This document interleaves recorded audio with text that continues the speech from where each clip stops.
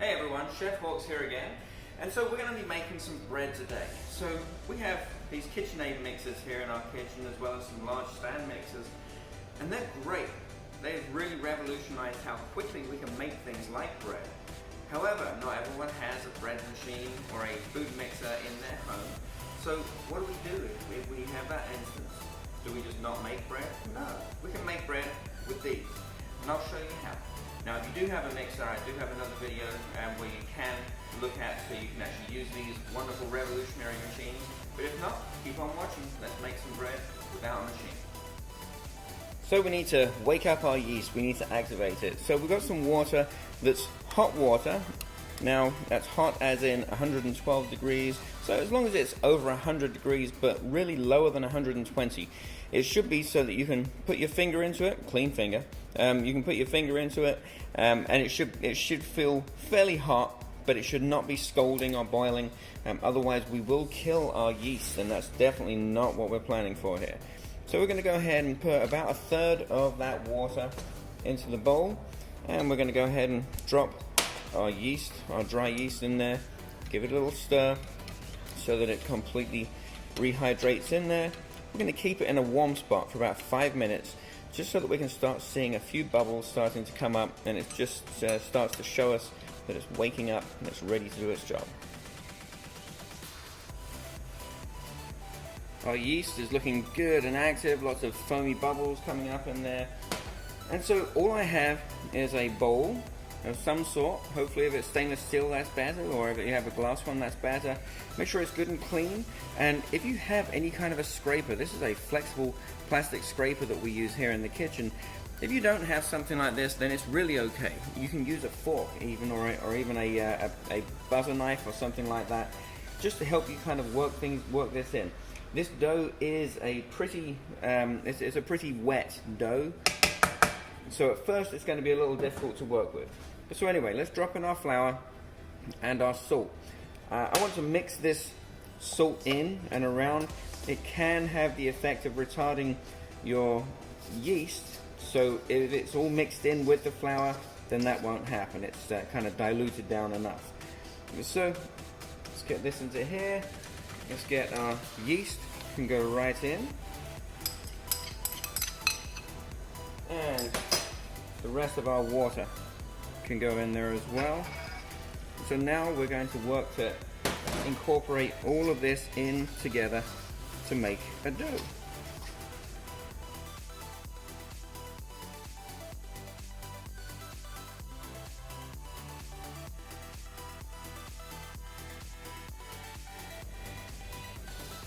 Now that that's kind of coming together as a dough, I'm going to go ahead and switch out to my hands, and if you see the way I'm doing this, I'm just pulling from the top and pushing it into the center as I go. It's kind of sticky.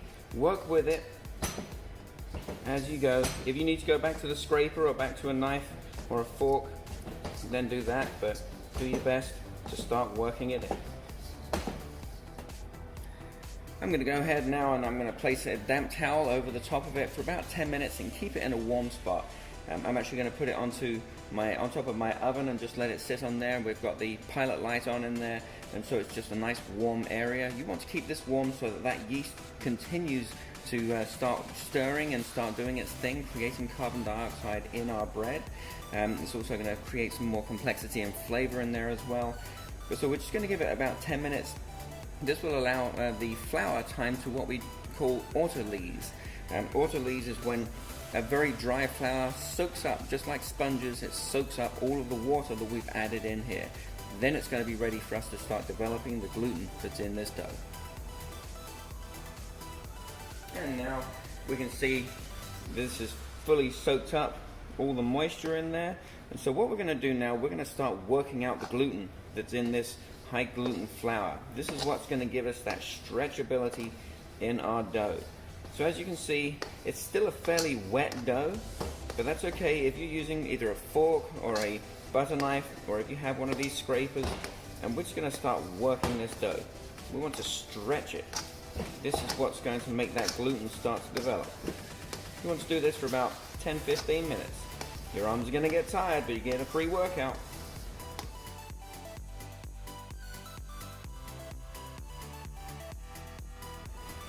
And this is now looking great. It's got a great stretch to it as well. And so what I'll do now, I'm going to take our olive oil. So this is half the olive oil from the recipe. Go ahead and pour it around it. And so now I want to make sure that it is surrounded by the oil. So I'm going to lap it all the way around and then right up on top. Coat it all with that olive oil. It may seem like a lot of oil, but a lot of this is going to be absorbed and it's going to give a lot of flavor to this bread. It's going to be great. Time to get it covered back over again. We're going to put it in a warm spot. We're going to let this literally double in size from where it is right now. It's going to be nice and bubbly, and so that's going to tell us that it's ready for us to work with. And so let's take a look. Wow, look at that. Fantastic. It's more than doubled in size now. It's good and puffy. So I'm just going to use my scraper just to go around the outside. It hasn't really stuck at all, but just making sure that it's not sticking anywhere. And so now we can take advantage of that excess oil that's in here at the moment. Let's go ahead and pour that onto our baking sheet.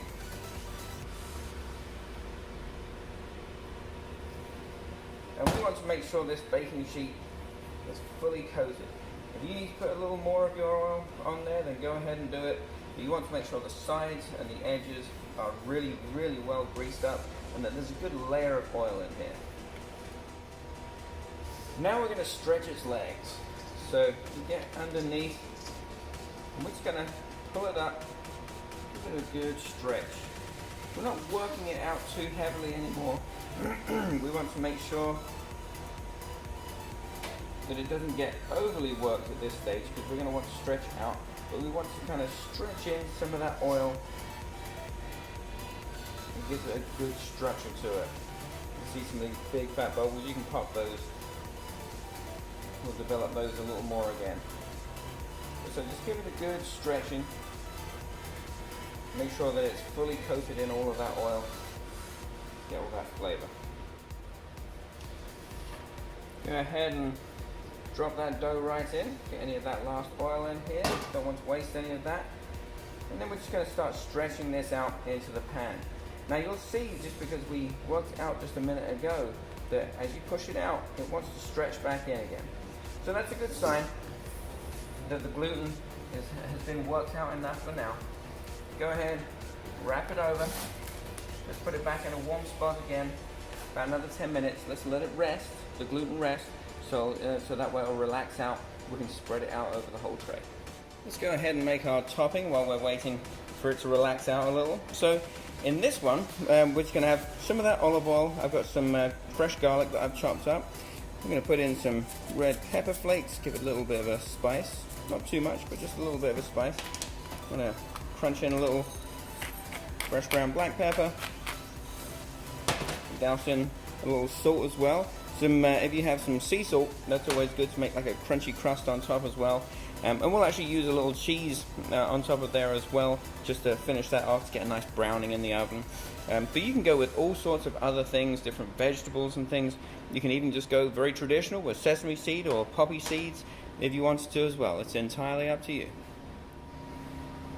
Now, as long as you've had plenty of olive oil on there, then that should lift right up nice and easily.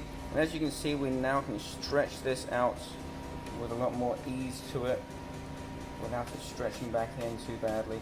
Get a little olive oil on your fingers if you need to as well, so your fingers don't stick to the dough. Remember, it's a fairly sticky dough. It's a fairly high water content dough. And we want to get some of that olive oil back up on top as well. But once you've stretched it out, what we'll do is we're going to make these signature dimples in the focaccia. This will help to hold on to some of the flavorings, the toppings that we put on there. And also, as you can see, we're knocking out some of those air bubbles, the CO2 bubbles that were created. That's okay, because what we'll do now is we'll cover this back over and give it about another 10 minutes or so in a warm atmosphere, covered up so it doesn't get a dry skin on top. And it's going to come back up to about the edge of the pan here. Then we're going to go and give it the topping, and then we're going to go in the oven. Now, time to pull it off.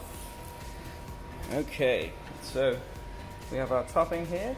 Let's go ahead and liberally douse this all over. And then we're going to sprinkle it with cheese. Remember, this isn't pizza, so we're not looking to put so much cheese on there that you would with a pizza to completely coat it. You want it to accentuate it, and it's going to give that additional little kind of crunch and kind of caramelized up flavor that you'll enjoy.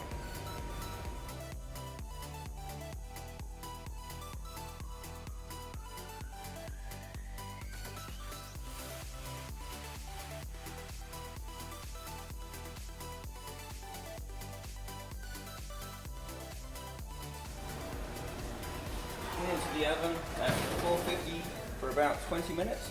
We have a convection oven here, so we're actually turning it down to about 425. It's a little more fierce. Let's take a look. Alright, so we can see it's got a great crisp edge to the top of it. The sides have started pulling away from the edge, and so this is looking just about perfect. Okay, so now we just go around just around the edges here, just loosen it up.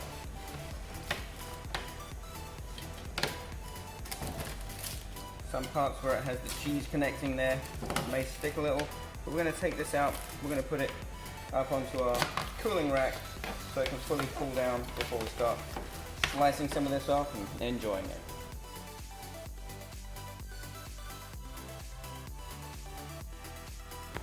Okay, it's had a chance to cool down now, so let's give it a little slice. Wow, yeah, that is perfect. It's got like a nice gently fried base to it. It's got a nice crispness to the base, nice crispness to the top, with all the flavorings on there as well. And on the inside, nice and soft and fluffy. This really turned out beautifully. And all this took was not a big machine. It's just these, right? You're able to make this without using any kind of mixing machine or bread machine, anything like that. You can do this without any kind of machinery. All you need is an oven, a bowl, and your hands. So this is great to be able to eat over the next several days. It has such a high oil content to it, but it won't go stale as long as you wrap it up really well. And then after that, if you want to, you can actually put it into the freezer. You can put it in there for a month or so as long as you wrap it up really well. It should just thaw out just nicely. But I can't wait to tuck into a piece of this. It looks awesome.